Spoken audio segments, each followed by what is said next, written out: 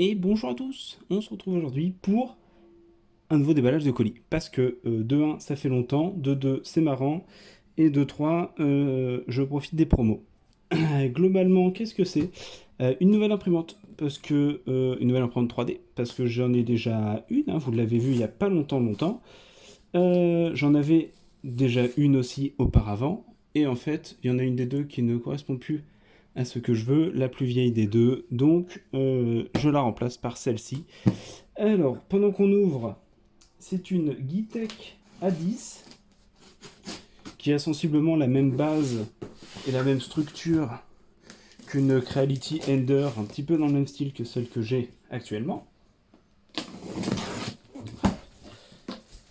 Que je pense qu'on va aussi voir beaucoup de similitudes par rapport à l'ancien unboxing.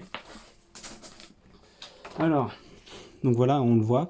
Gitech A10, donc on a le système en haut, le plateau, un LCD, ça c'est tous les écrous, la lime, le cordon, enfin on s'en bat les couilles de tout ça.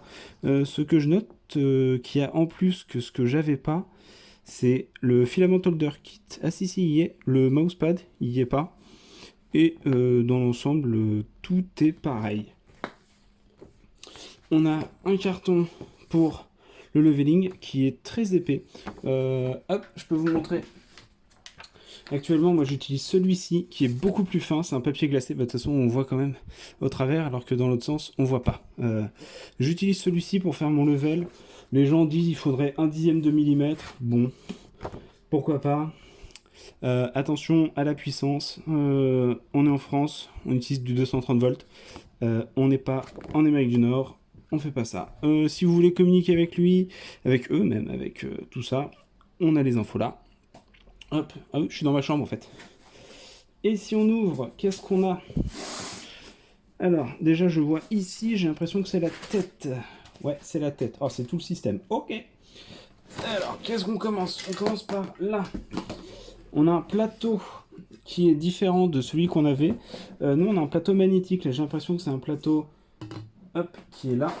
Donc, c'est un plateau détachable aussi, mais qui n'est pas magnétique. Il nous recommande, bon ça c'est dans les paramétrages de l'impression, que la première couche est à 0,3 mm, ce qui est con parce que si on imprime avec une très grande finesse, donc avec celle-ci, donc du 0,10, on aura une très grosse couche qui va être baveuse, ça va vraiment pas être top. C'est un truc autocollant à mettre, donc faut bien se concentrer, bien l'appliquer, ça fait exactement pile poil la taille du plateau. Donc faut pas trop se merder là-dessus. Si on prend en dessous, qu'est-ce qu'on a? Les capteurs fin de course, les petits moteurs, tout un bric-à-brac. Est-ce qu'ils sont authentifiés? Ils sont siglés Z, Z encore, ça c'est FDO, EMO, ça c'est la lime, on le connaît de toute façon, et on le reconnaît aussi. Ce que je voulais voir aussi, c'est que le leveling du bed se fait avec des petites roues qui sont vachement plus solides, avec des petits ressorts qui sont un peu plus costauds que celles que j'ai actuellement. On a une nappe de contrôle, ça qui doit aller pour l'écran, j'en suis prêt à parier. Hop, on va mettre ça à côté. On va mettre ça à côté aussi. Ça, bon, bah, c'est le cap d'alim, on s'en fout. J'ai un tube Téflon. C'est pas grave. Hop, ce qui nous intéresse aussi, c'est ça, un écran qui est un poil plus petit que celui que j'ai actuellement sur la Ender. À reconfirmer. J'ai l'impression que c'est sensiblement les mêmes, sauf à l'arrière. Bon, on n'a qu'une seule. Sur la Ender, il y en avait 3. Grosse source d'erreur. Les boutons sont les mêmes. J'ai un petit bouton en dessous, je sais pas si on va voir, qui sert à faire du reset, je dirais, qui fait beaucoup de bruit. C'est affreux. Hop. C'est tout là. On passe à l'étage d'en dessous. Donc on a hop, le cadre qui est déjà monté. Ce qui n'était pas sur la Ender. La Ender, j'ai dû tout monter sur cette partie-là. Donc une tête lambda basique. C'est le même système de rod à l'arrière pour faire monter la tête, sauf que il est maintenu en haut. Moi, il ne l'est pas sur l'autre. C'est pas mal. Bouton on-off. C'est de l'acrylique, les petits côtés. Donc il y a un petit cover pour faire tout beau, tout propre. C'est propre. Alors ça, en fait, pour ceux qui savent pas, ça vient là. Hop, c'est branché. Hop, on voit pas en fait. Là, je l'ai branché là, sur l'admission. On met notre filament ici. La vis est complètement desserrée. Ça vaut un petit coup de tournevis parce qu'elle bouge. Le haut de l'extrudeur, là, ça c'est en plastique, c'est moyen, mais bon, on est habitué. L'avantage d'un truc comme ça, c'est qu'on peut les refaire et on trouve aussi des kits pour le repasser en alu complet, ce qui est, ma foi, pas plus mal, parce que ça permet d'avoir une solidité. Je voulais savoir ça, c'est des simples tubes, hop, petits trucs à la con qui viennent. C'est en soi, de 1 c'est joli, et de 2 ça évite que la merde vienne se foutre aux endroits, même si ici il n'y a pas beaucoup de merde qui vient s'y mettre, c'est surtout à la base du plateau, donc sur la pièce qu'on a vue tout à l'heure. Après on a un super tapis de souris qui a l'air chipose de l'extrême, mais bon, ça fait le taf, c'est un tapis de souris, ça fait ce que ça fait. Tout un paquet de bordel que on verra après, je pense. Un deuxième paquet de bordel qu'on reverra après.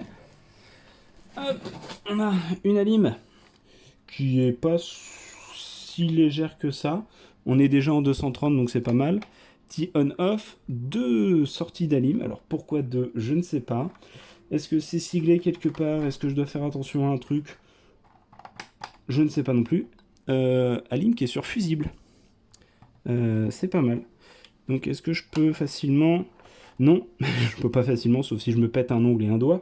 Vraisemblablement c'est sur fusible, donc pas mal en cas d'explosion du fusible. Dans le carton, c'est tout ce qu'il y a. On va le mettre de côté. On va repasser là-dedans. Qu'est-ce qu'on a? On a une petite raclette, bon, qui ressemble énormément à celle que j'ai déjà, qui est pas là, qui est dans ma cuisine actuellement. Bon, c'est une raclette, hein. Ça fait le taf.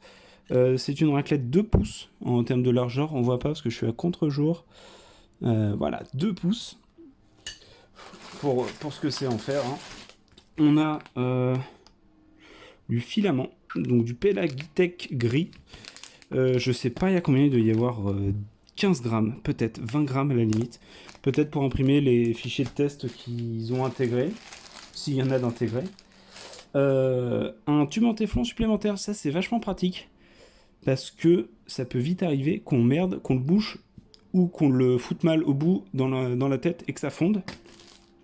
Un peu de déco, des Serflex, je sais pas, des colliers Rislan, pardon, je sais pas pas de marque.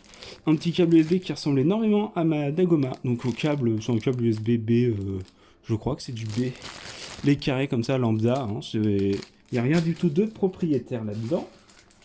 Là-dedans, qu'est-ce qu'on a? Toute la visserie, enfin un petit peu de visserie par rapport à l'autre, c'est quand même 3 fois rien. On a un support là pour venir tenir une bobine de filament qui me paraît très petit et très chiant pour une bobine de filament genre Amazon où les bobines sont assez larges. Il faudra que j'essaye ça parce que sinon ça vaut le coup d'en imprimer un autre.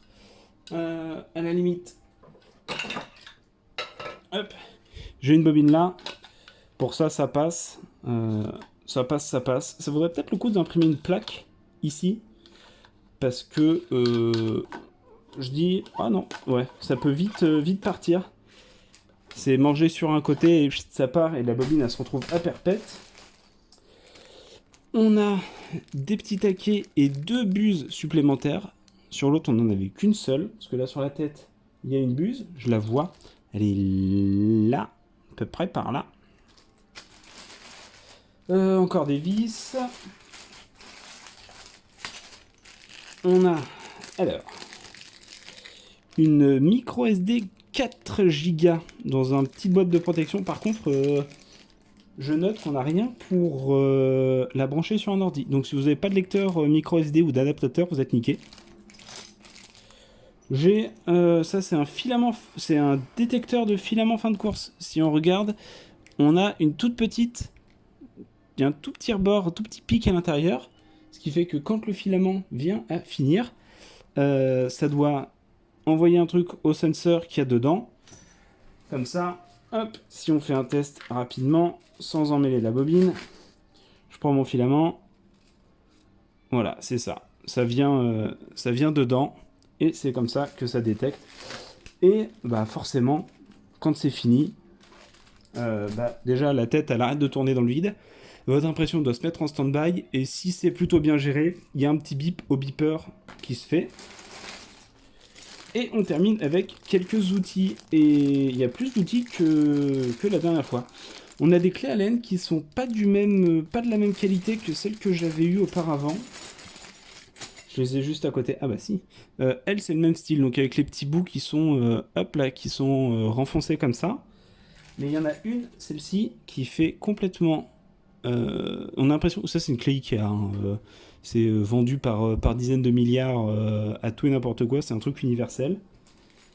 On a ce que j'avais uniquement en une fois. Une aiguille de débouchage qui fera pas le focus, et on a un tube. Je sais pas du tout ce que c'est, ce tube. Et je pense pas que ça soit expliqué. Donc ça me fait 2 aiguilles de débouchage. C'est vachement pratique. Et je me la plante dans le pouce. Parfait, on adore. Une grosse clé pour des gros écrous. Là, j'en ai pas vu de trucs comme ça. Peut-être pour tenir la tête, et encore la tête doit se retirer avec ça. Et une petite pince, pourquoi pas. J'aime pas ce genre de pince là. Ce style de pince, du moins. J'ai une pince, moi, là, qui me sert, qui est beaucoup plus fine. Si ça fait le point, voilà, c'est vraiment... là, on peut aller piocher des trucs, et elles sont démagnétisées et théoriquement isolées électriquement. Donc là, je pense pas que ça soit isolé électriquement, et on voit qu'il y a déjà les traces de soudure qui sont là et qui se retirent pas. Que dire? Bah déjà, c'est pas mal. C'est pas mal. Si on reprend la notice, je crois qu'ils me disent qu'en 10 minutes, ça peut être installé. Donc ce qu'on peut faire, c'est que moi, je vais l'installer de mon côté. Si ça vous intéresse, je vous laisse mettre quelques commentaires, et je vous montrerai peut-être comment on fait le niveau, et comment ça va se passer avec celles qui sont présentes actuellement, qui sont juste derrière moi. Et bougez pas, on va faire un finish là-dessus, parce qu'en fait... Hop, et voilà, les deux, elles sont là. Donc actuellement, elle va remplacer la Dagoma qui est là. Donc elle va venir se poser ici. Voilà, et bien sur ce, je vous souhaite une très bonne fin de journée. Nous on se retrouve très vite, et si vous voulez vous en voir plus, et ben mettez des petits commentaires.